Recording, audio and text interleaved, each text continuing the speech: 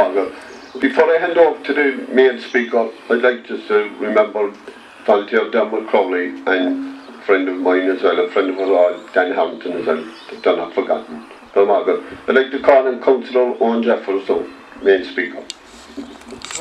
Chassis, alright.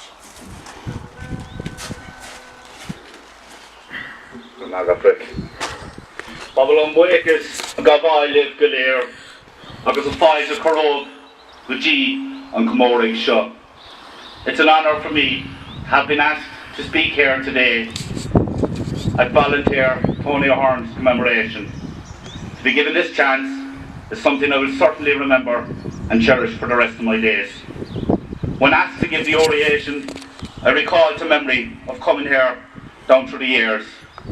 While I was in the knowledge of this great volunteer, it wasn't until I heard my comrade speak from this exact spot and I realised what commitment and courage this young man and his friend and comrade Dermot showed.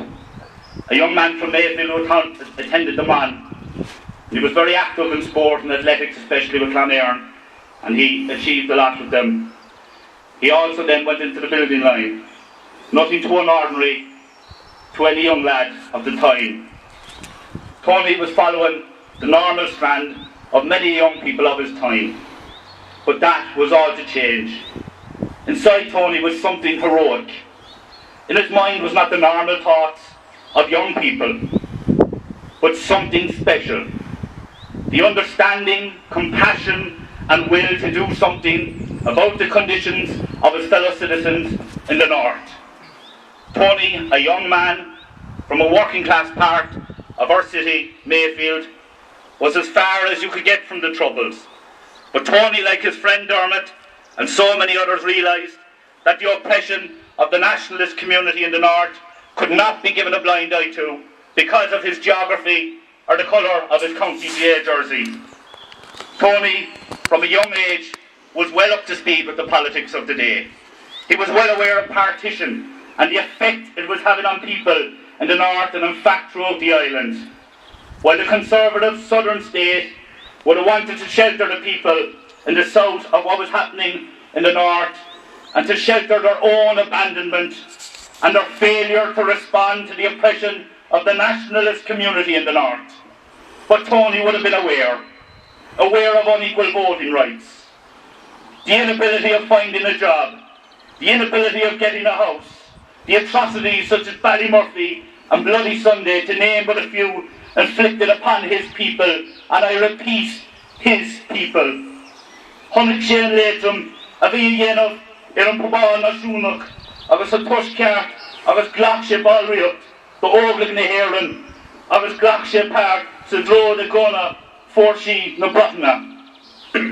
Tony joined the IRA to fight the British to achieve a greater Ireland, an Ireland of equals, a united Ireland, and he was recognised by his comrades in the north as one of the bravest and most determined volunteers that they had met. Tony had the courage to attack Ireland's oppressor militarily, and that is something which I take pride in knowing and standing here to speak about him. We are truly grateful and respectful to his commitment to a better Ireland. Sadly, on active service in Fermanagh, a premature explosion cost Tony's life. Something I'm sure he would have been aware that might have happened, but that just shows the courage Tony and his fellow comrades had while taking upon arms against the might of the British state. While Tony's life was sadly lost, his ideals were not. In fact, they've grown stronger because of his courage and belief in the Republican movement. It's the motives of why he joined the IRA, is why so many of us continue to struggle. Yes, it may be in a different form, but it is relevant to today's struggle. An Ireland where the Tories still have a say in our country. An Ireland where racism, bigotry, sectarianism and homophobia remains and is still portrayed as some kind of justifiable politics. But it's not unsurprising, as the politics of the more inward-looking conservative unionists still hold the major balance of power in the north. And the centre-right conservative government in the south along with the right-wing neoliberal pushing agenda media. We have seen in recent weeks something which is a shame to our history. More Menor, MacCurtain, Féin, Eoghan. Not only have they sold the values of the many who have died for an Ireland of equals, but they are now trying to deny that we were never really oppressed, or that we have no right to equate our struggles to those of other peoples around the world. They are not just turning a blind eye anymore. They are not just denying it. I'll go one further. They are apologists to our oppressors for the bravery of men and women showed when they took action against the might of the British Empire. Only a couple of miles from here to my left hand is a grave where thousands of Irish lay. And I don't just consider it a famine, but genocide. The 50,000 Irish slaves sent to Barbados, the countless number of women who were sold, and many of Cork, to be at the behest of their British masters, and the most recent oppression of our people in the north. It is us, we, who stand in solidarity with the people of oppression from across the world, from the Choctaw to the Palestinian people, the Basque Country, and to all those who suffer at the hands of evil. And Tony paid with his life fighting against oppression. We will never apologise for the historic facts as to why Tony and so many others paid with their lives to rid our island of a foreign oppressor. And we cannot leave him down. Because of that bravery, Tána Déireann Bóthar go dtí an Poblacht, agus tá an glúiseach na Poblaachta ag fáil níos láidre na gach lá. The recent outbursts by the media has been driven by fear. It's nothing more than it. And we can see the fear in the establishment in the south. For the first time ever, Fianna Fáil and Fine Gael are below 50%. And they're struggling to carve up power while not leaving Sinn Féin in opposition alone. They fear a government who will actually have the best interests of the people at the heart of its policy. And they know Sinn Féin will be that government. Fianna Fáil, while propping up Fine Gael, are trying to be in the opposition at the same time. They're trying to have their cake and eat it. But I'll send this message to Fianna Fáil. You will be in opposition one day, and it will be a Sinn Féin government, and then you will see how Republican politics work. Tony, there are some that try to derogate Tony's name and call him terrorist, and we know that.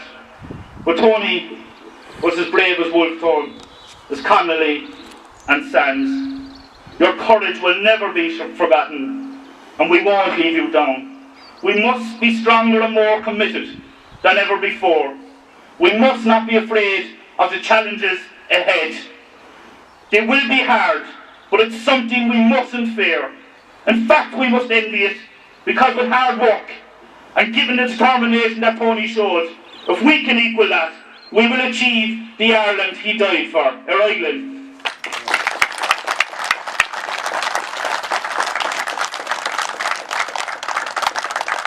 One fine speech, an honourable great Republican. I'd like to call in the pipe and out to play the oration. Right, Anna!